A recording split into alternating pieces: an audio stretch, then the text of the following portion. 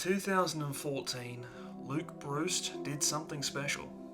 Against Adelaide, because of course it was against Adelaide, he kicked his 29th goal without registering a behind.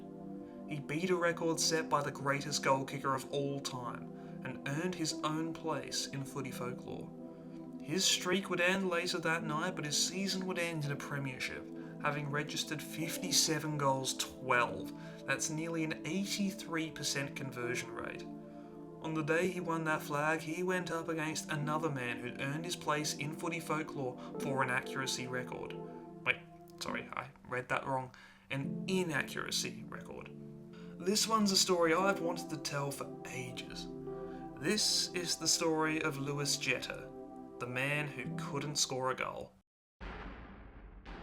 In the centre of a galaxy, the stars always shine the brightest.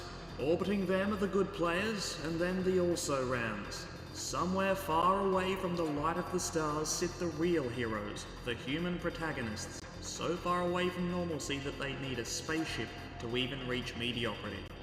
These are the astronauts of sports. Jetta entered the draft in 2007, but no one wanted him.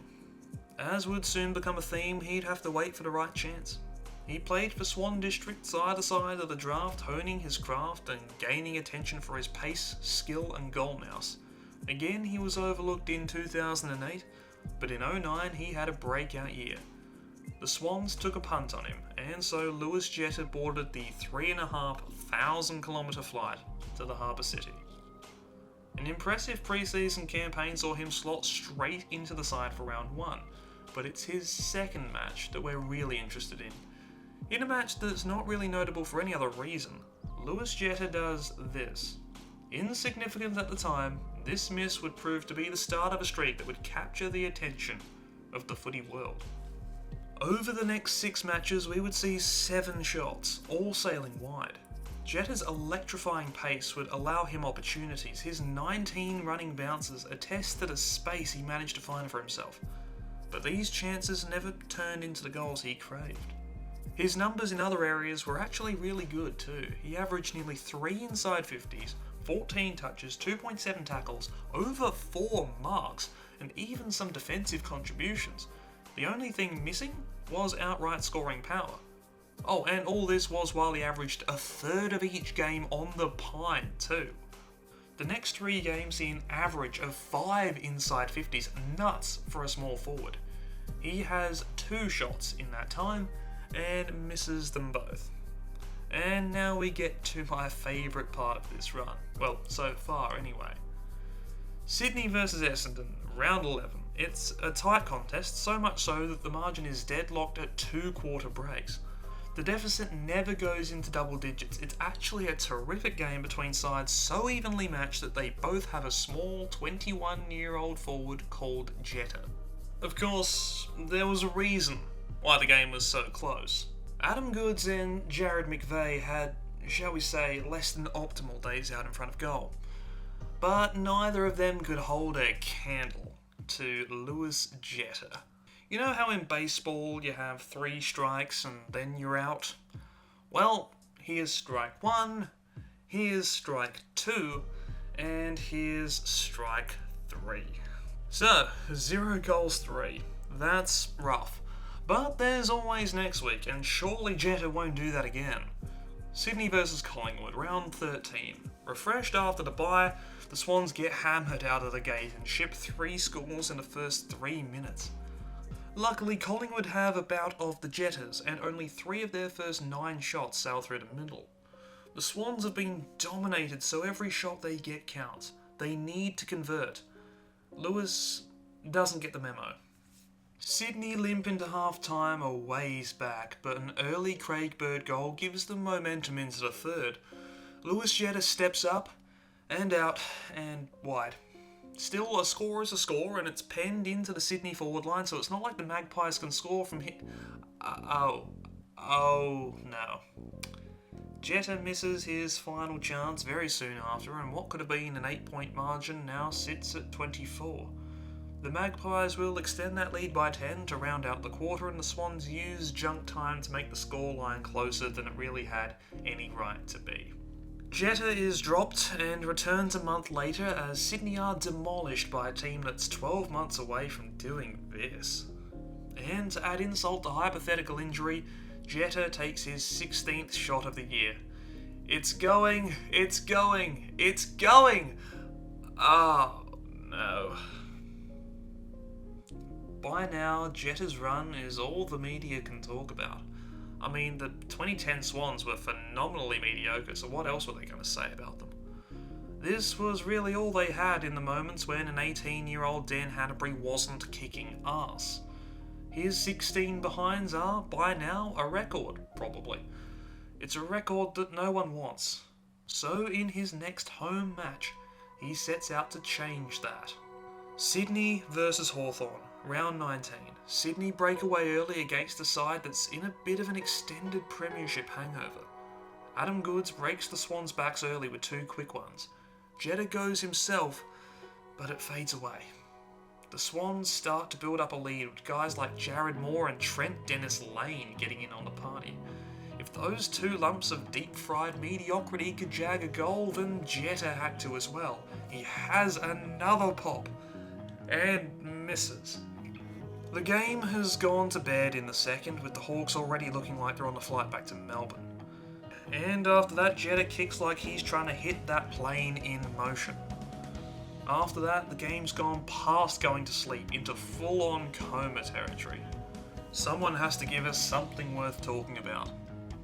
Jetta is free, with acres around him. He goes for a run. He must have felt so free, out on his own, the home crowd banging him on. They all wanted this streak to end as much as he did. He wasn't known for his pace, his defensive tenacity, his offensive creation. No, he was the man that couldn't score. Well, not anymore. This was the shot that would later become Jetta's new trademark, a goal from a counter-attack right through the guts, sprinting at a Sava power speeds. And with the poise of a 200 gamer, he drills that ball straight through the middle, and the crowd goes wild. They're so loud, in fact, that they drown out the siren, which had sounded right about here. Yeah, it didn't count. After all that, you could not make this up. You could not write it. If you did, no one would believe you. It must have seemed, to Lewis Jetta at least, that he'd never get that goal. The footy gods had spoken.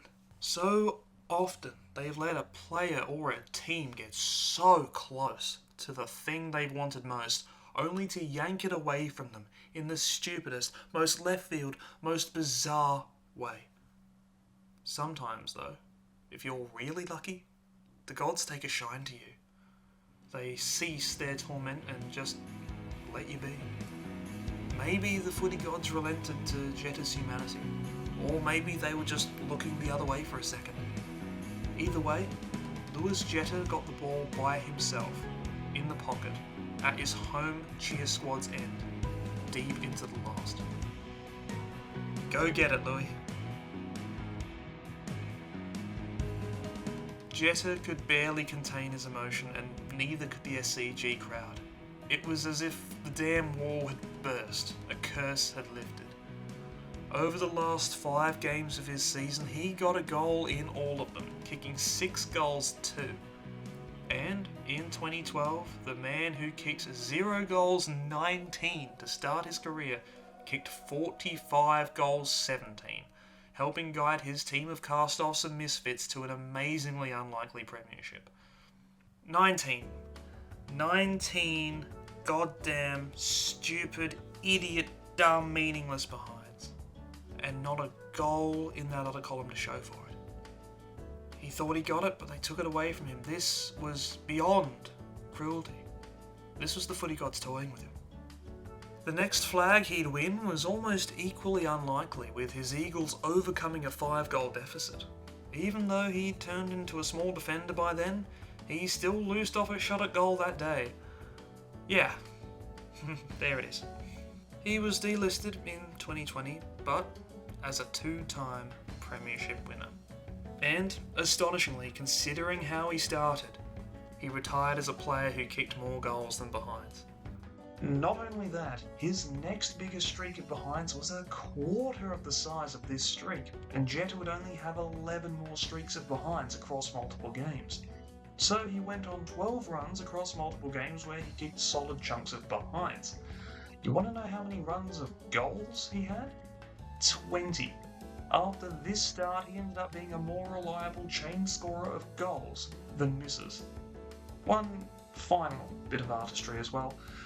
The total number of scoring streaks Louis Jetta had was 32.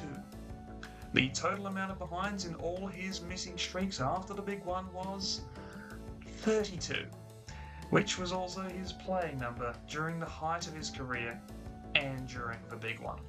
Meaningless, but beautiful. Kinda like that 19 behind streak.